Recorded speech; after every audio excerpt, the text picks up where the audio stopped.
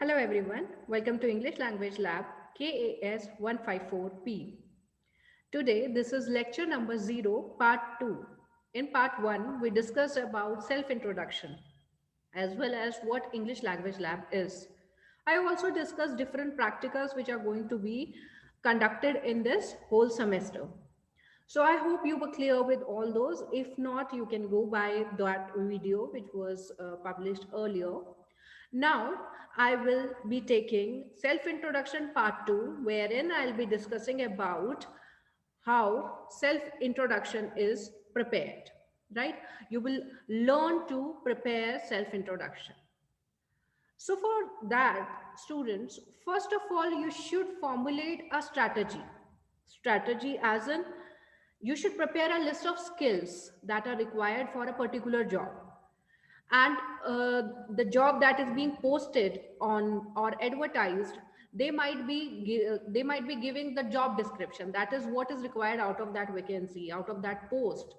So you can get that, you formulate, you can prepare those skills by referring to that job description.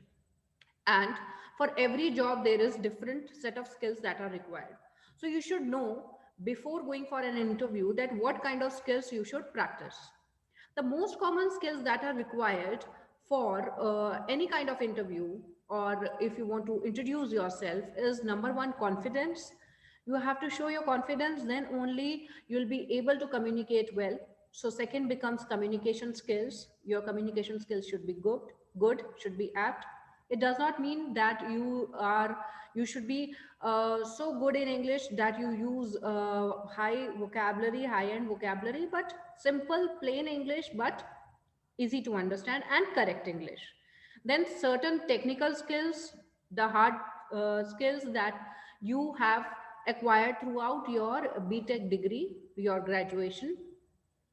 And you should be well prepared with your technical skills, so as to when and wherever required you are able to answer them. And last but not the least, which is very very important, is way of thinking. What do you think at different situations? What is your behavior? What is your attitude towards your work, towards an individual, towards the society, towards the nature, right? So these are common skills that are there in any kind of interview, and rest varies from job to job. Now, first is that you work on those skills, and the second becomes preparation of body language. You have to take care of body language right from the entering to the venue, I mean interview room, from getting an exit, right? So you have to maintain your body language throughout your interview, right from the entrance, as I told you, to leaving the room. You should maintain your eye contact throughout. You should maintain excitement, and that a small a small cute smile that should be there on your lips, right? So you should practice smiling. And now why I'm saying that you should wear a smile, why? Because then you shouldn't show your nervousness, how nervous you are, right? And in fact, when you are confident, you will definitely not be nervous, right?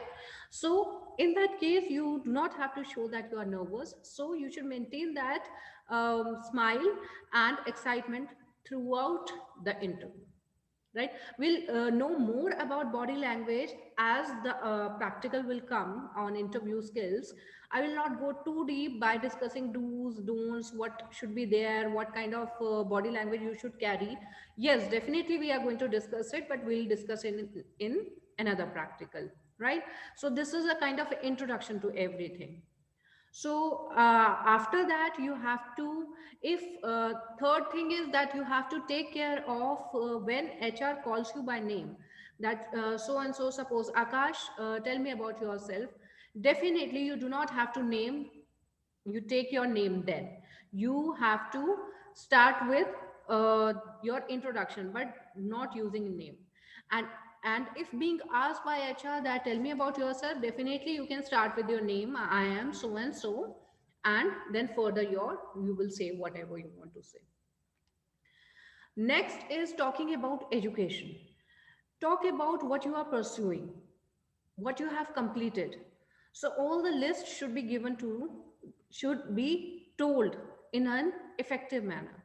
You can tell about your branch, you don't tell about percentage, only if they are consistent throughout your course of time. That is your whole BTech journey, right? So discuss about your branch, discuss about the courses that you have completed, the certifications that you have acquired, and different things. And do not name percentage, because in fact that would be written in your resume as well, right? Next is to talk about family. What to talk about family? See, if you want to talk about family, strategize it by showcasing your skills, your abilities. For example, you can say, my parents are teachers, I have learned the art of discipline from them, right? So you can use your parents background, or you can use your parents work profile to showcase that you have developed certain things. So whenever you are telling about, it should not be plain as so as to tell, I have a family of 5 and they are into this and that. No, please try avoiding them and showcase your every point that you are mentioning in your introduction, in your self introduction. It should be strategized so as to represent your abilities, your skills. You have to tell about what qualities you have adopted from your parents. Otherwise, you can talk about what contribution you have made. Suppose my parents are from farming background, so I told them about the modern technologies that are being used in agricultural sector, so as to help them. So using your skills to represent your family, you can use that way. So that becomes a good and good intro, good interview. Now, how to talk about your hobbies? Is HR interested in your hobby, or what kind of person you are, right? Every hobby teaches you something and enhances your skill. So an HR is not interested in knowing your hobbies, that what are you into, but actually he is or she is interested in knowing that how these hobbies has changed behavior in you, has it developed any skill, or what have you learned out of anything. So if playing chess is your hobby, then what do? You develop analytical skills, problem solving ability, your concentration, and so on, right? So playing chess helps me improving analytical skill. So you can name, my hobby is to play chess, which helps me improving my analytical skills. So use your hobby to represent your skill. If you only say my hobby is listening to music, playing chess, and so on, it doesn't add much value, right? Next comes how to talk about your strength and achievements. HR is interested in knowing what you are capable of doing and not knowing any number of strengths. Try to connect your strength with accomplishments. This is my strength due to which I have accomplished this. So you have to represent this. It is very important asset that organization is looking into you, that how this person can be useful to our organization. So you have to keep this in mind while giving an interview or telling about your strengths and achievements, right? Next is how to talk about technical capabilities. Here you can talk about programming languages that you have learned and implemented them. Not only learned, you do not have to tell only about learning them, but executing them in any manner. So, any project executed, what technologies you have used in developing that project, any certification that you have acquired or done, any internship and your job roles. You can tell about the details of seminars and conferences or other events that you have attended or participated, your area of interest, and what you can do, right? So you can tell all this. For example, I have done certification in Java that helped me in executing my major project based on so and so topic, maybe based on artificial intelligence, right? So I have done certification in Java that helped me executing my major project, sorry, on artificial intelligence. Or you can say, I have attended few seminars on latest technology and learned how their application can help me help the world around us, help me and world around us. I have actively participating in coding competitions and I got prizes in 3 competitions. I keep on reading blogs and watch videos to know more about the upcoming or latest technology so as to use in my project. Then how can you talk about your future plans? If candidate does not have interest in the field, see, HR is interested in knowing your future plans because he wants to know the investment that I'm going to do for training this person will be valuable for me later on. If the candidate says like that I am trying I am planning for my own business, why would a company invest in you, right?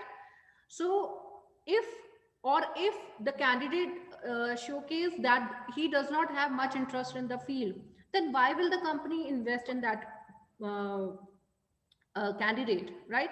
So you have to show that I am interested in so and so. Suppose I'm interested in coding, I'm interested in this particular field, and is looking for the future ahead in the particular domain.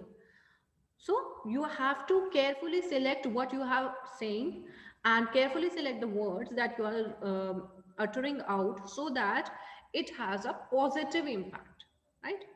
Now, how can you end conversation? That is also important.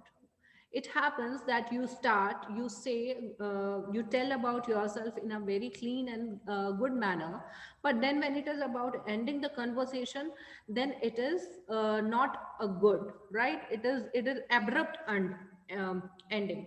So you have to take care of this, that you have to always maintain the same smile and excitement that you came with, you entered in the room, right? So you have to maintain the same excitement all the time during your interview. For example, this is, you can say for ending the conversation, this is all about myself, and if given the opportunity to work, I will give my 100% and I'll give my commitment to the company and deliver what is expected out of me, right? So these are certain things that you can adopt in self introduction. Now, certain tips from my side is that you should tell each and everything like a story. It should appear that when you started, you are telling about a person and then narrating a whole story, so it should represent like a story. So tell about yourself like a story. Now, many a time students ask me that, ma'am, how much time should be spent in a introductory part? So there is no time limit as such. Depending on the situation, depending on the mood of the interviewer, you have to strategize your introduction. If I talk about the general thing, then a duration depends on what points you are adding. Number one, what you want to mention, how far and how much you have achieved so far, the way you are telling them. Ideally, you can say it around 2 to 3 minutes. Introduction is considered good. You should not end if time is not a constraint, then you should not end it before 1 minute, and you should not stretch it to 5 minutes or 7 minutes. Definitely. So ideally, somewhere around 2 minutes or 3 minutes, you should wind up your introduction, saying all the things that are required, right? Before an HR asks you another question, you should tell in your introduction each and everything that will clear all the doubts of HR, and he is not left with any question so far. There are certain do's and don'ts that I will be discussing on the topic interview skills. Also, I'll be sharing some sample questions, the most commonly asked questions in the interview. So the answers will be there with them, and you'll be able to comprehend what kind of questions are being asked and how should you manipulate while answering the questions. That's all from my side. Thank you so much. See you in next video in which we'll be discussing about group discussion. Thank you so much.